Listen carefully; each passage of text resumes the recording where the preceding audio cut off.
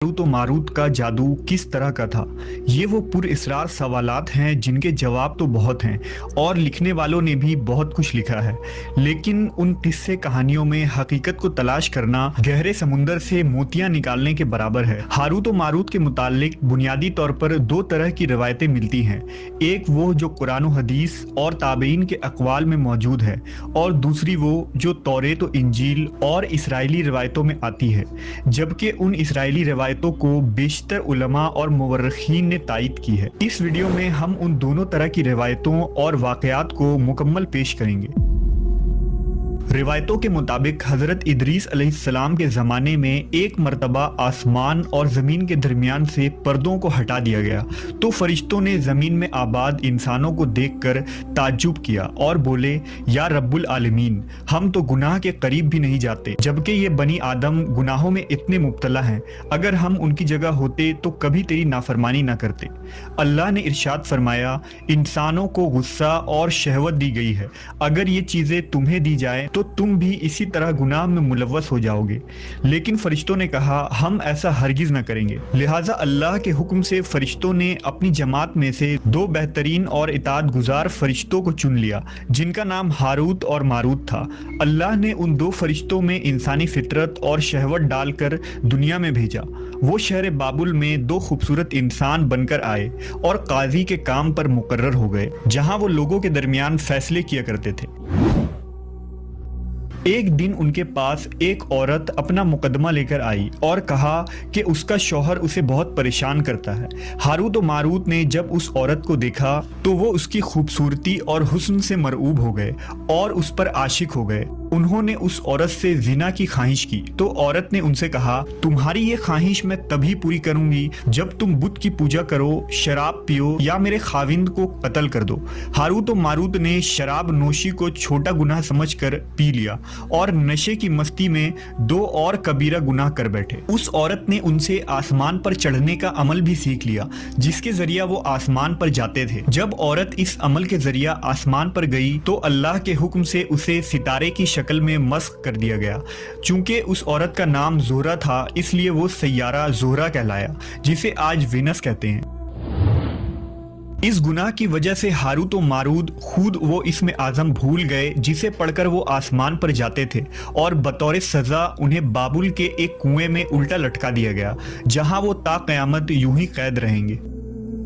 ये एक इसराइली रवायत है जिसे इमाम इब्न कसीर और फ़खरुद्दीन राज़ी जैसे मुफस्सरीन अफसाना और मन घड़त कहानी करार देकर सख्ती से रद्द कर देते हैं। वहीं इमाम सयूती जैसे उलमा इस रिवायत को मुस्तनद मानते हैं। हारूत और मारूत और चाहे बाबुल के सिलसिले में एक और रिवायत कसरत से बयान की जाती है, जिसके मुताबिक एक ज़माना ऐसा था जब शहर बाबुल रुए ज़मीन पर तहजीब और तमद्दुन का मरकज़ था। यहाँ के लोग बातिल खुदा की परस्तिश किया करते थे। ये लोग अपनी किस्मत उनसे वाबस्ता समझते थे, इसलिए इल्म नजूम और इल्म फल्कियात में बड़े माहिर थे। उनके बुतकदों में सितारों की पूजा की जाती थी। ये लोग जादू, तंत्र मंत्र, सिफली को बहुत अहमियत देते और इस इल्म के जरिया मुआशरे में खूब फसाद फैलाते थे। ये लोग तिलिस्म, जादू, तंत्र मंत्र में बहुत आगे बढ़ गए। उनमें बड़े बड़े जादूगर मौजूद थे। उनकी तारीखी किताबों में जगह जगह जादू और तंत्र मंत्र ही नजर आता है। उनका जादू दूर दूर तक मशहूर था। मुख्तसर ये कि उस शहर का बाशिंदा होना ही जादूगर होने की अलामत थी। जब हज़रत सुलेमान अलैहिस्सलाम की हुकूमत आई तो आपने उन लोगों को इस शिरकिया अमल से रोका और उनकी सहर और जादू की किताबों को एक जगह जमा करके अपनी अजीम कुर्सी के नीचे दफन कर दिया, ताकि इस फितना अंगेज इल्म का जड़ से खात्मा हो जाए। जब सुलेमान अलैहिस्सलाम की वफात हुई तो शैतान ने उन किताबों को दोबारा खोद कर निकाला और लोगों से कहा कि सुलेमान पैगंबर नहीं था, बल्कि उन किताबों के जरिया हुकूमत किया करता था। लिहाजा हवा में उड़ना, जिन्नात पर काबू और सुलेमान अलैहिस्सलाम के गैर मामूली मुआजिज़ात दरअसल जादू और सिफली का अमल था। बनी इसराइल ने उसकी पैरवी की और उन किताबों को पढ़ना शुरू कर दिया। लिहाजा दोबारा ये शर अंगेज इल्म इस कौम में सुरायत कर गई। अल्लाह ने सुलेमान अलैहिस्सलाम पर लगाए गए इल्ज़ाम और तुहमत की नफ़ी करते हुए सूरह बकरा में फरमाया है, اور انہوں نے اس چیز کی پیروی کی جو شیطان سلیمان کی بادشاہت کے وقت پڑھتے تھے، اور سلیمان نے کفر نہیں کیا تھا لیکن شیطانوں نے ہی کفر کیا۔ لوگوں کو جادو سکھاتے تھے، اور اس چیز کی بھی جو شہر بابل میں ہاروت و ماروت دو فرشتوں پر اتارا گیا تھا، اور وہ کسی کو نہ سکھاتے تھے جب تک یہ نہ کہہ دیتے کہ ہم تو صرف آزمائش کے لیے ہیں، تو کافر نہ بن۔ لہذا جب یہ سحر کا علم بابل میں عام ہو گیا اور لوگوں کی تکلیف اور پریشانی کا باعث بن گیا، تو اللہ نے دو فرشتوں کو انسانی صورت میں مامور کیا کہ وہ جادو کے عوامل اور اسے باطل کرنے کا طریقہ لوگوں کو سکھائیں تاکہ وہ جادوگروں کے فساد اور شر سے محفوظ رہ سکے۔ لیکن یہ تعلیمات غلط مقصد کے لیے بھی استعمال ہو سکتی تھی۔ حالانکہ وہ فرشتے لوگوں کو تنبیہ کرتے تھے اور ان کے لیے صراحتاً کہتے تھے کہ یہ تمہارے لیے ایک طرح کی آزمائش ہے، لیکن پھر بھی وہ لوگ ایسے کاموں میں پڑ گئے جو انسانوں کے لیے ضرر اور نقصان کا باعث تھا۔